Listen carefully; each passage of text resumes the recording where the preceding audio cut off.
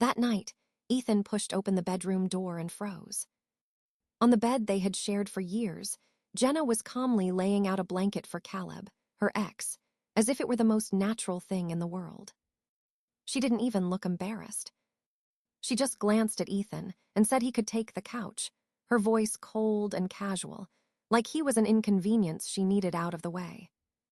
In that moment, something inside him didn't break, it switched off. No shouting, no tears, just a quiet realization that he had become a placeholder in his own home. As Caleb stepped into the room with a smirk, Ethan finally understood how little his presence meant to Jenna. And while they settled comfortably on the bed that was supposed to be his, Ethan made a decision that would change everything.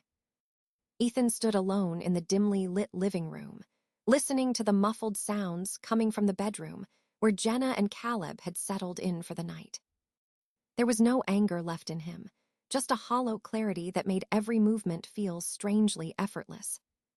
He reached for his suitcase in the closet, the same one he used for business trips, and placed it on the floor without making a sound. Piece by piece, he folded his clothes with meticulous care, slipping them into the suitcase as if he were packing for a long journey rather than an escape. He opened the drawer where he kept important documents and quietly retrieved his passport, birth certificate, bank statements, and the deed for the few valuable items he owned. He checked each one twice, ensuring nothing was left behind that could later be twisted or weaponized against him. The dim glow of the kitchen light guided him as he moved from room to room, collecting items with emotional weight. Photos, a watch his father gave him, a hard drive with his work archives. When he reached Jenna's desk, he paused. Her purse lay open, and inside it, the credit card he had given her rested like a careless secret. He took it back without hesitation, then pulled out his phone and revoked her access to every account she had been using freely for years. The sound of the digital confirmations, soft vibrations in his hand, felt like quiet doors locking one by one. Next, he sat at the dining table with his laptop and changed every password he owned.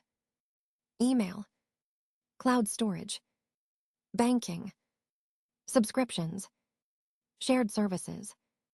Everything that had been open to her was shut down within minutes. He didn't rush, he didn't tremble. It felt more like cleaning up after a long, exhausting storm. When he finished, he tore 2 pieces of paper from a notebook and wrote the same message on each in large, steady handwriting. Now it's all yours. One he placed on the kitchen counter. The other he left on the bed, right beside Jenna's phone, which was still glowing faintly from an unread message. Before zipping his suitcase, Ethan walked to the living room one last time and looked around. Every memory in that space had suddenly turned colorless, as if the moment he realized how little Jenna valued him, the entire apartment had become nothing more than walls and air. He took a quiet breath, grabbed the suitcase handle, and slipped on his shoes. The hallway outside the apartment was cold, but it felt cleaner than anything inside. As he stepped out, he didn't look back. He closed the door gently, not slamming it, not lingering, just letting it click into place like a chapter ending itself. And with that simple sound, he walked into the night carrying everything that truly belonged to him, and leaving behind everything that didn't. 48 hours passed before Ethan's phone finally vibrated, breaking the unusual peace that had settled around him. The first message from Jenna popped up on the screen, short and sharp, as if she were scolding a disobedient child. "Where are you? This isn't funny." A minute later, another. "You need to turn my card back on. I can't pay for anything." Then another. "You're being dramatic. Come home and fix this." Ethan stared at the notifications, without opening them. The tone didn't surprise him. There was no apology, no confusion, not even a hint that she might understand why he had walked away. Only demands. Only blame. As the morning went on, the messages grew more frantic. She wrote that he had abandoned her. She said he owed her stability because she had been stressed lately. She insisted that he had no right to take back the resources he paid for. Each message painted a clearer picture of someone who wasn't grieving a loss, just losing control. By noon, Jenna called 5 times. When he didn't pick up, she switched to voice messages. Her voice trembled in some of them, sounding almost angry enough to break. But even then, the words were the same: blame, accusation, and entitlement. Ethan saved each message, forwarding copies to a secure folder. Not out of fear, but preparation. He knew from experience that people like Jenna rewrote history the moment it suited them. That afternoon, his phone rang again, but this time it was Jenna. Her older sister's name lit up the screen. Ethan let it go to voicemail, knowing exactly what kind of message would be waiting. When the voicemail arrived, he listened once, carefully, without emotion. Her sister didn't ask what had happened or why he left. She didn't even pretend to seek clarity. Instead, she launched into a tirade about how irresponsible and heartless he was, how Jenna was devastated, how a real man would have stayed and worked through things. She ended the message with a thinly veiled threat. "If you don't fix this, we'll make sure people know what kind of person you really are." Ethan saved that message too. By the second night, Jenna escalated again. She began messaging mutual friends, claiming he had disappeared without reason. Some forwarded her texts to Ethan, confused and asking what was going on. He didn't respond to them either. Silence was the only thing that kept him anchored. Every time his phone buzzed, he reminded himself that reacting would only bring him back into the chaos he had fought so hard to escape. So he sat in his new apartment, surrounded by half-unpacked boxes, listening to the steady hum of the air conditioner, an unfamiliar but comforting soundtrack. While Jenna spun her narrative, he documented everything. Every text, every voicemail, every call log. Not to retaliate, but to protect the quiet he had reclaimed. And as the second day slipped into night, Ethan realized something unexpected. He didn't miss her. He didn't miss the apartment. The silence didn't feel empty. It felt earned. On the third morning after he left, Ethan woke to an email notification from one of the freelance platforms he worked on. The subject line alone made his stomach tighten. "Your account has received multiple negative reviews." He opened the email and saw a list of 1-star ratings that had appeared overnight. Every comment felt identical in tone, angry, vague, and clearly written by someone who had never even worked with him. Some called him unprofessional. Others claimed he didn't deliver projects. A few accused him of scamming clients. None of it made sense except for one detail: the timing. It all happened within 1 hour, in the middle of the night. Ethan didn't need to guess who was behind it. Jenna wasn't trying to talk anymore. She was trying to hurt him where it mattered most. Instead of panicking, he opened a blank document and began taking screenshots. He captured every review, every timestamp, every matching writing pattern. He checked the accounts that left the reviews and noticed they were all newly created, with no profile pictures and no previous activity. It was sloppy work, driven by spite rather than strategy. After gathering everything, he wrote a detailed report to the platform's support team. He attached the screenshots, highlighted the similarities, and pointed out that the accounts were likely linked to a coordinated attack. He ended with a professional but firm note requesting an investigation. Then he waited. An hour passed before support responded. They thanked him for the evidence and assured him they would run an internal check. By the afternoon, another email arrived. Their system detected that all the suspicious reviews originated from the same IP range, the same location, the same device type. It was almost laughably obvious. Within minutes, the platform removed every fake rating, restored his original score, and issued a warning to the account responsible. They didn't name Jenna, but Ethan didn't need them to. He leaned back in his chair, exhaling slowly, feeling the first real wave of irritation. Not because she had attacked him, but because she had underestimated him so completely. His phone buzzed again. It was Jenna. This time the message was short. "You think you can ignore me? Fine, let's see how far that gets you." He didn't reply.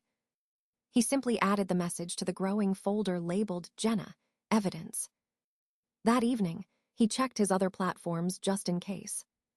2 more attempts had been made, but the reviews were flagged automatically as suspicious and never went live. It seemed Jenna had tried again and failed again. Ethan shut his laptop and sat quietly for a moment, absorbing the strange mixture of anger and relief. She was unraveling faster than he expected, lashing out in ways that only confirmed his decision to leave. He walked to the window and looked at the city lights outside. For the first time in days, he allowed himself a small, tired smile. She could attack, lie, threaten, or sabotage, but there was one thing she couldn't do anymore. She couldn't reach him. The 4th day brought a different kind of noise, one Ethan had expected but hoped would take longer to arrive. His phone rang just after noon, and when he saw the caller ID, he exhaled slowly. Jenna's mother. He let the call go to voicemail, already knowing the tone before hearing a single word. When the notification appeared, he pressed play and listened. Her voice was tight with controlled outrage, the kind reserved for moments when someone feels personally insulted by a situation that has nothing to do with them. She said Jenna was distraught. She said Ethan had humiliated their family. She insisted he come back, apologize, and take responsibility like an adult. Not once did she mention Jenna's actions, or Caleb, or the night Ethan walked out. It was all his fault, by her logic, because he dared to remove himself from a place where he was treated like an afterthought. Ethan saved the voicemail without hesitation. And hours later, another call came from an unknown number. He ignored it, but this time, the voicemail tone felt different. When he played it back, he heard a voice that made his jaw clench. "Caleb." The message started casually, as if they were old friends. Caleb said he didn't want any drama. He claimed Jenna was having a hard time adjusting and hinted that Ethan should help her financially until she gets back on her feet. Then came the shift. Caleb's tone dipped, low and condescending. He said it would be better for everyone if Ethan kept things smooth. He ended with a vague warning that sounded polite on the surface, but carried a clear edge. "You don't want this to turn into something bigger. Trust me." Ethan replayed the message twice and saved it with the others. Not fearfully, but methodically. He had learned long ago that threats often disguise themselves in polite phrasing and careful pauses. By evening, Jenna's mother texted him again, this time threatening legal action if he didn't provide support. Ethan didn't answer. He forwarded the messages to his attorney with a brief note and returned to unpacking his kitchen. While placing dishes into cabinets, his phone buzzed again, this time with a message from Jenna's father. A long paragraph filled with guilt-tripping statements and comments about how Jenna deserved stability. Ethan saved that one as well. It was almost surreal how quickly her entire family mobilized to pressure him, as if they were defending a helpless victim rather than confronting the consequences of her own actions. Later that night, Ethan sat on the couch in his new apartment, the lights dim, the air quiet. He scrolled through the folder labeled Evidence and saw the pattern forming clearly: accusations, demands, guilt, threats. A coordinated effort, but clumsy. Predictable. And recorded. Outside, traffic hummed faintly through the window. Inside, Ethan felt a growing steadiness in his chest. They could push, blame, and threaten all they wanted. He wasn't going back. And this time, he wasn't going to let them rewrite what happened. The morning of the move-out deadline arrived colder than Ethan expected, a thin layer of frost coating the railing as he walked toward the old apartment building. He had barely slept, not out of anxiety, but because his mind had been rehearsing every step of what was about to happen. When he reached the entrance, His attorney was already waiting, holding a clipboard and a folder of documents. A few minutes later, the landlord pulled up, followed by the professional moving crew Ethan had hired weeks earlier, before Jenna even knew he was leaving. Everything was planned. Everything was documented. Everything was legal. They took the elevator together, and the moment the doors opened on his old floor, Ethan could already hear Jenna's voice echoing from inside the apartment. She was shouting at someone, probably herself, probably the walls, pleading, bargaining, muttering things that made no sense. When Ethan knocked, the noise stopped instantly. Then came the sound of hurried footsteps before the door cracked open. Jenna's face appeared, puffy and streaked with mascara. The moment she saw the attorney and the landlord standing beside Ethan, her expression shifted from shock to fury. "You can't do this," she snapped, gripping the doorframe. "I still need time. I'm not ready. You can't just throw me out." The landlord responded calmly, explaining that she had been given formal notice weeks ago, and that today was the legally scheduled move-out day. Ethan said nothing, letting the professionals handle every word. Jenna tried again, voice trembling now. "You don't understand. I don't have anywhere to go today. You can't just bring strangers to move my things." The attorney stepped forward, reminding her that she had refused every earlier arrangement, declined mediation, ignored notices, and insisted on staying. The crew entered with the landlord's permission, and Jenna's voice cracked into a desperate scream. She followed them from room to room, arguing as they packed her belongings into labeled bins. Every few minutes she turned to Ethan, accusing him of being cruel, heartless, vindictive. He still said nothing. Silence had become his sharpest boundary. When the movers reached the display shelf where a custom-made sculpture sat, a piece Ethan had spent years saving for, Jenna rushed forward, grabbing it with both hands. "This stays. You bought it for us. It belongs to the home." Ethan's attorney immediately presented the purchase documents, complete with Ethan's signature, receipts, and insurance registration. It was unarguably his. Jenna's grip faltered, and the movers carefully lifted the sculpture away from her. As the final boxes were carried out into the hallway, Jenna collapsed onto the couch, shaking her head. "You're ruining my life," she whispered. Ethan finally spoke, his voice steady. "No, I'm just taking back what's mine." When the apartment was empty, Ethan walked to the small desk drawer where he knew Jenna kept her backup devices. There lay the tablet and phone, synced to the cloud account he had been paying for the last 5 years. He unlocked the account one last time and initiated a full deletion. Photos, videos, documents, work files, notes, passwords. Years of her digital life vanished in seconds. The devices flashed with error messages as everything disconnected permanently. Jenna watched in stunned silence, unable to speak. When it was done, Ethan handed the keys to the landlord and stepped out of the apartment. Behind him, Jenna's sobs filled the hallway, echoing off the walls like a final, fatting storm he no longer needed to weather. The aftermath unfolded faster than anyone expected, though not in the way Jenna had imagined. Within a week of being forced out of the apartment, she lost her job. Her manager contacted her repeatedly, requesting the files she was supposed to deliver, but without her cloud storage, every project draft, reference folder, and portfolio piece she'd built over the last several years was gone. When she couldn't produce anything, they let her go. She tried blaming Ethan, insisting he had sabotaged her career, but no one believed her.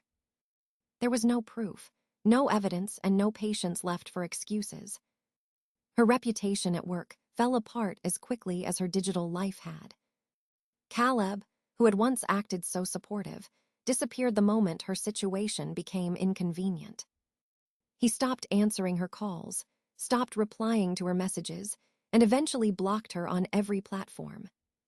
Whatever fantasy she had built about rebuilding her life with him shattered completely. With no income, no partner, and nowhere to stay, she had no choice but to return to her parents' house. the same place she swore she would never go back to. The first few days, her family rallied behind her, furious with Ethan and determined to set things right. They hired a lawyer and drafted a demand letter, accusing Ethan of financial abandonment, emotional damages, and loss of livelihood. The letter was dramatic, filled with exaggerated claims and emotional language, but legally hollow. Ethan forwarded it to his attorney without comment. His attorney responded with a detailed, meticulously organized packet. Every message Jenna had sent, every voicemail from her mother, every threatening line from Caleb, every attempt at sabotage on his work platforms. Screenshots, timestamps, IP traces, legal documentation of the move-out process, receipts proving ownership of every major item, and records showing Ethan had revoked her access only after she misused it. The response wasn't angry. It was calm, cold, and crushingly thorough. A week later, Jenna's parents sent their own email, a short one this time, saying they would not be pursuing legal action after all. There was no apology, just silence. Jenna herself never reached out again. Not a message, not a call, not even a spiteful post online. It was as if she had finally realized there was nothing left to take from him, nothing left to twist or weaponize. The collapse of her life wasn't something Ethan celebrated, but it also wasn't something he carried guilt for. She had built her world on the assumption that he would always stay, always forgive, always support her no matter how little she gave in return. And the moment he walked away, the structure she had leaned on simply crumbled under its own weight. By the end of the month, Jenna was living quietly in her childhood bedroom, avoiding neighbors, avoiding questions, avoiding the reflection of what she had become. Meanwhile, Ethan's life continued forward, steady, quiet, untangled, untouched by the chaos he had finally left behind. Ethan moved into his new apartment on a warm, windless morning, carrying the last box of his belongings with a sense of quiet certainty. The space was smaller but brighter, with sunlight pooling softly across the hardwood floors. For the first time in a long while, he felt the air in a home that truly belonged to him. He unpacked slowly, arranging his books, hanging his jackets, placing the sculpture he had fought to keep on a shelf where it caught the afternoon light. His freelance work stabilized quickly, clients returning with new projects and steady trust. He found himself smiling at little things, making coffee, opening the curtains, hearing nothing but peaceful silence. One afternoon, while walking through a small art market, he purchased a new piece, a simple abstract painting in shades of blue and gold. It wasn't expensive, but something about it felt symbolic, like a quiet declaration of his new beginning. When he hung it on the wall of his living room, he realized how far he'd come. He didn't hate Jenna. He didn't resent the past. He simply understood it now. I didn't ruin her life, he thought as he looked at the painting. I just stepped away from the foundation she kept taking for granted.